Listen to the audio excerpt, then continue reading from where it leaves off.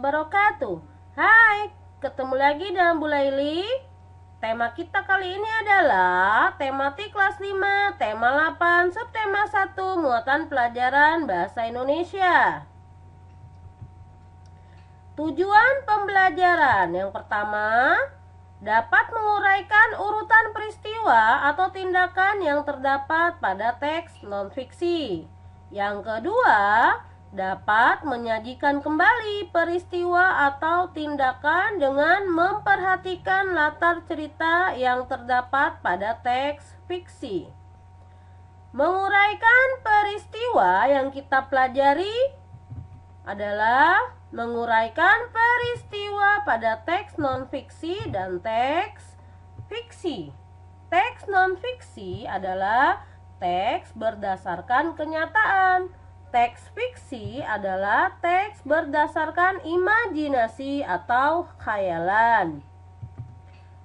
Dalam menguraikan peristiwa, kalian bisa memakai kata keterangan pertama, kedua, ketiga, dan seterusnya. Atau bisa juga memakai kata keterangan awalnya, pada mulanya, kemudian, lalu, setelah itu, beberapa hari kemudian, akhirnya, dan sebagainya. Coba kalian buka halaman 12, buku tematik 5, tema 8, Platinum 3 serangkai. Kita akan belajar menguraikan peristiwa atau urutan peristiwa teks non-fiksi. Mengenal siklus air. Kita bisa pakai peta pikiran atau bagan. Air penting bagi makhluk hidup. Makhluk hidup ada 3. Manusia, hewan, dan tumbuhan. Air mengalami daur air. Daur air terjadi pertama karena air laut kena panas. Urutan peristiwa berikutnya, air naik ke udara dan berubah menjadi uap air atau awan. Lalu, uap air berubah menjadi embun. Dan akhirnya embun berubah menjadi hujan atau salju. Sekarang kita menguraikan urutan peristiwa teks fiksi, semut dan belalang. Tolong dibuka halaman 13, 14, buku tematik 5, tema 8, Platinum 3 serangkai.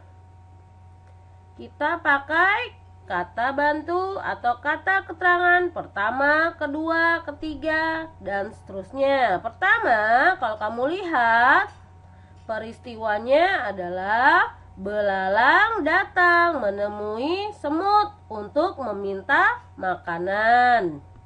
Maka kalian bisa tulis, saat keluarga semut mengeringkan butiran-butiran gandum pada akhir musim gugur, datanglah belalang meminta makanan karena kelaparan.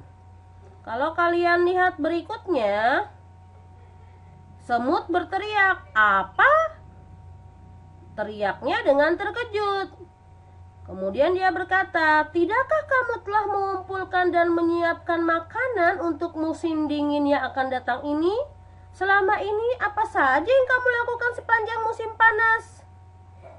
Nah, kalau kamu lihat dari paragraf tersebut, semut terkejut.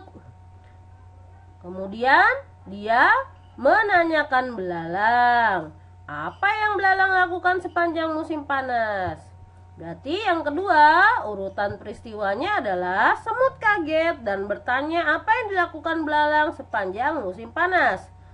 Kemudian kita lihat peristiwa berikutnya. Belalang menjawab pertanyaan semut, "Saya tidak punya waktu untuk mengumpulkan makanan. Saya sangat sibuk membuat lagu. Dan sebelum saya sadari, musim panas pun telah berlalu." Maka kalian tulis ketiga, belalang berkata bahwa ia sibuk membuat lagu sehingga tidak punya waktu untuk mengumpulkan makanan di musim panas. Nah, yang terakhir, keempat, itu kamu buat sendiri ya.